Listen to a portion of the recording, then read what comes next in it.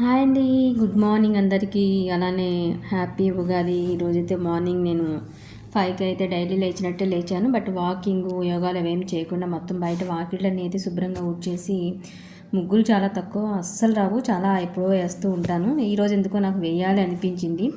So చూసేవాళ్ళ కర్మలే అని చెప్పేసి నేనైతే వేసేసాను. నెక్స్ట్ ఇక్కడ వీడియోస్ అయితే అప్లోడ్ చేయడం అలవాటు కాబట్టి 6 o'clockకి ఆ షెడ్యూల్ అంతా అయిపోయిన తర్వాత సీరియస్గా కూర్చుని వీడియోస్ అయితే అప్లోడ్ చేసేసాను. తర్వాత ఈ మామిడి ఆకులు అవన్నీ తీసుకొచ్చుకుందాం పెట్టుకుందాం అని అయితే మొత్తం పైకి వెళ్తే అక్కడ మామిడి చెట్లు ఉంది. సో అక్కడైతే మంచి మంచి ఆకులు అయితే అన్నీ తీసుకుని గుమ్మాలకి అవి పెట్టడానికి అయితే తీసుకుని అన్నీ సెట్ చేసుకున్నాను అనమాట.